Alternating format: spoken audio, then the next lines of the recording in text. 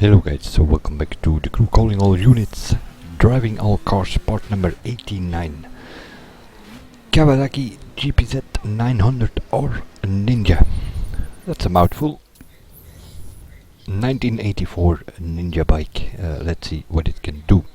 It has a performance and a circuit spec, so we'll have to test both.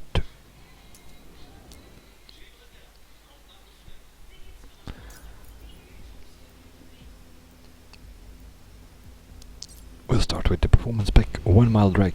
I'm gonna hit the nitro on the first checkpoint, which is the quarter mile, and then we pass the second checkpoint at the half mile and finish at exactly 1 mile.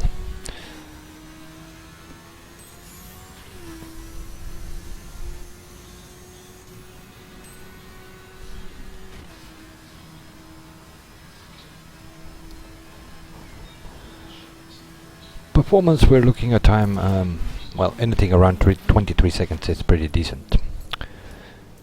23.272. That is above average, although there are some cars and bikes that can definitely go under. So this is kinda average, and acceleration wise.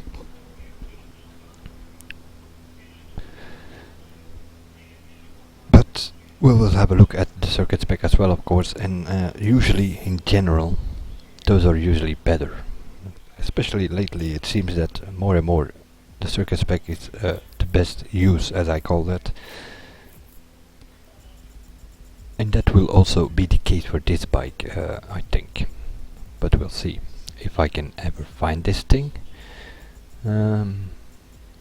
Think we already passed it. Yeah. And that's how it goes, and this is only the bikes. It even is worse with the performance spec. They really need to put some filters on there, or that where you can save, I don't know, 5 or 10 favorites, that they are always on top of your list, because I have to restart here for the simple reason I didn't find the bike in time. So let's first find the bike before we start. Maybe that will work. Circuit spec. There it is. Went past it in the previous selection, and yeah, you don't have the time to go past something. Let's see what this thing can do. So the performance acceleration wise was average, circuit spec this time same situation, full nitro bar at the quarter mile. Of course circuit spec is faster, so we are looking for a time closest we can get to 22 seconds, maybe even under, but that would surprise me.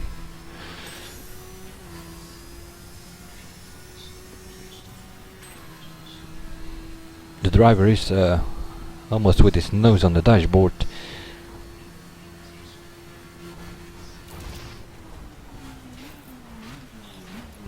And that also is visible in this time. 22.055. That is pretty fast. A Ferrari 458 can do it 21 something. 22.0 is comparable to the BMW 1000, and if I'm not mistaken, that is the fastest circuit spec bike acceleration wise. So this thing is acceleration wise definitely best use is the circuit spec, because the performance spec there are quite some things faster. For instance, an Aston Martin Vanquish does a 22.8 and this thing does a 23.2, so if a car like that can be faster, that makes not much sense, does it? 22.05. I don't know the numbers exactly, but I think that the BMW also did a 22.0, and then the Ninja 22.2 or something, the newer version of the Ninja, that is.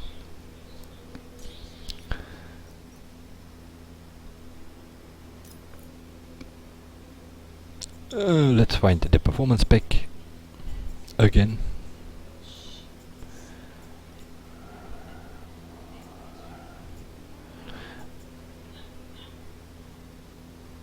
These bikes, in case I don't mention it in the videos, which will be the case for the upcoming, I don't know, let's see, 1, 2, 3, 4, 5, and then 3 cars to test, about 8 videos in the Driving All Car series that I still have to do, and then I've tested all the cars and all the bikes, and then we can get sort of a overview, although things have changed a bit. Like for instance with the bikes, they have repatched them a bit so they handle like slightly better than they did before.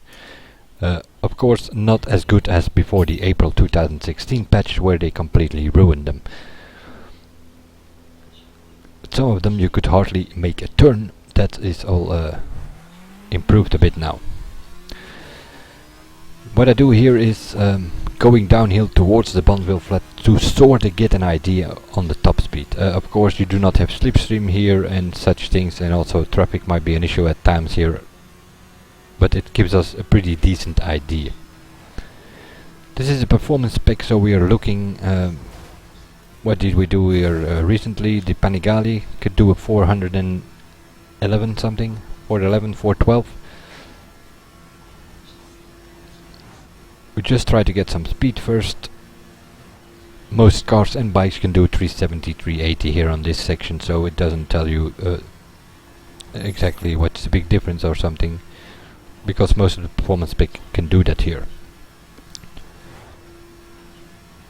We still have to test myself or with the team the new performance top speed king. It was the Nissan Fairlady for the cars with 434 kilometers an hour, and for the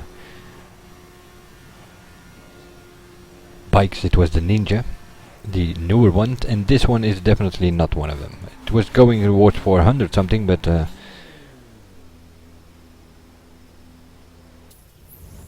and then it was going towards the limiter already, so you might get a 420 to 425 out of it with slipstream. But yeah, a Kawasaki Ninja can do 450, the new version, so no. Top speed wise it's not the best one, that is for sure. Let's see how it handles. Now this is a bit double, to be honest, because like I said, with the calling all unit release they repatched the bikes a bit, and that means in general they handle better.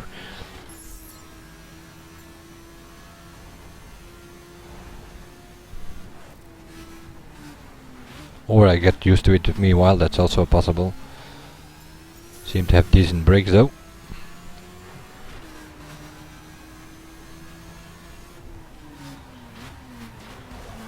Although maybe not.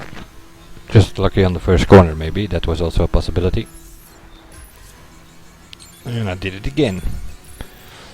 Try to get next to that skill test and you somehow started anyway.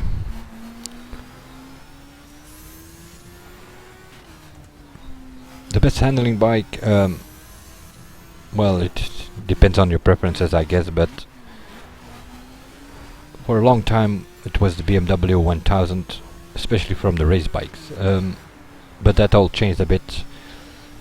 Then they brought a circuit spec for the KTM 1290, and that already handled better, and also for skill tests the Ducati Diavel is a good option. And that all changed again with one of the latest Summit rewards, the Kawasaki Z1000. That is by far the best handling bike. But that being said, this thing comes pretty close though. It handles comparable to the Z1000.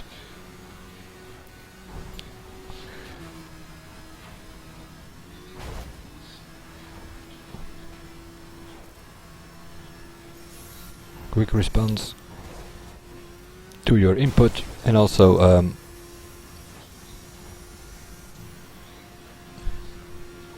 top speed seems to be an issue though.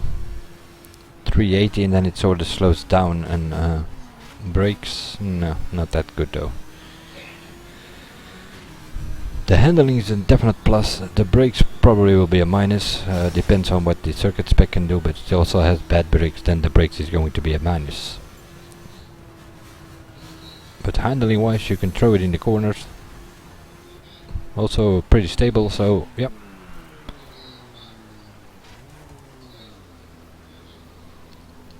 It's not like it doesn't have any top speed, so it's not like top speed is a minus, but it's definitely also not a plus. The plus will be handling the minus. By the looks of it, brakes. We'll see what the circuit spec.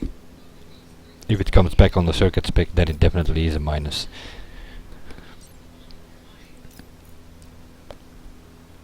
Let's take the circuit spec out, go through the list again. Also doesn't help much that they're both called Ninja somehow. There it is, 1984 Ninja, let's call it that.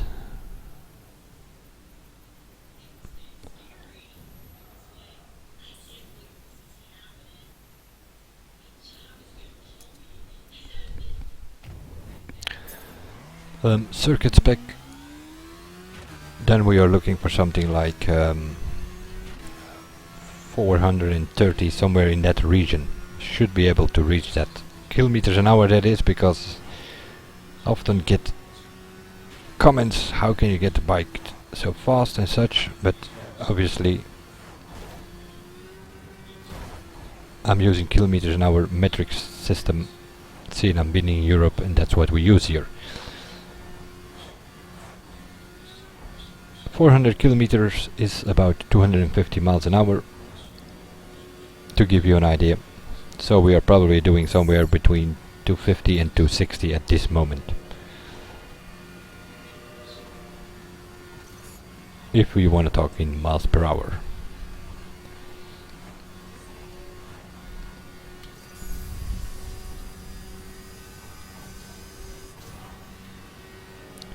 $430 was reached.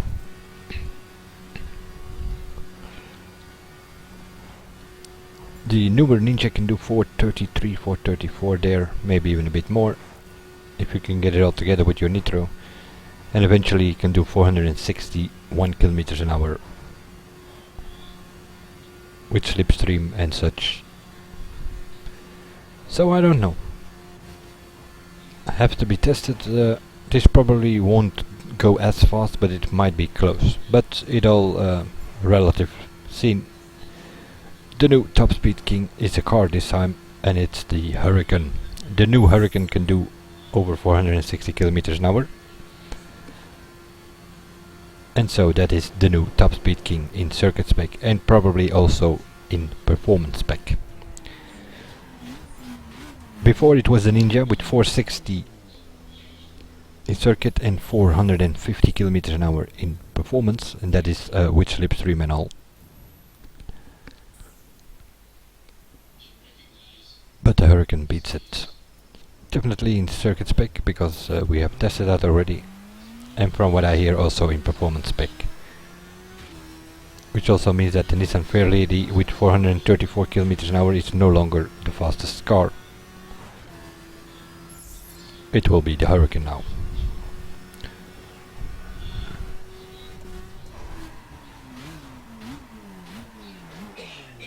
Okay. Seems to be a repetitive thing here. I was trying to make that corner, but I just couldn't come to some sort of a standstill. Oh my god. Nope. It is confirmed from the performance spec, the brakes are no good on this thing. But on the other hand, we're going around pretty fast. Seems to get into an understeer situation when you hit the brakes, and that makes it look like the brakes are bad. And yeah, is it brakes, is it understeer? I don't know what it is, but probably the two. What you saw here, that is something with the repatched bikes. If you go too fast, too hard on the throttle, you get the situation that you do a wheelie. Although you're not pressing the leaning backward key to do a wheelie, but it does it anyway. I'm not so sure if it's the brakes or the understeer that actually makes this a bit of a problem. Or it's a combination of the two, or one causing the other. That might also be a possible.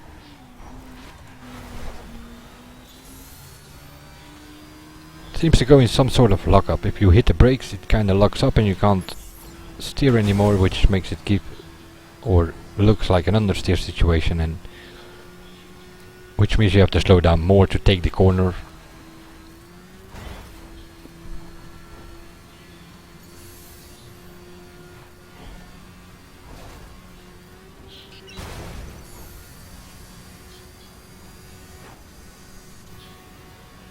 Quick response. The handling is still, that's a definite plus, because it's coming back. It was also the case with the performance spec, and this circuit spec more or less the same. Might have to throw it around a twisty track in a comparison test with the Kawasaki Z1000, Ducati Diavel and KTM 1290, which is also sort of a cruiser bike. Might even throw in the Ducati Monster to make it all the cruiser bikes sorta comparable. But this thing, it might for the title of best fight for it, for the title of best handling bike compared to the Kawasaki Z1000, although that one is pretty good handling wise. But it's, handling is a definite plus. The brakes, is it understeer, is it one causing the other? It's one of those things, but there is an issue with it when you hit the brakes, that is for sure. And top speed is not something we are going to mention.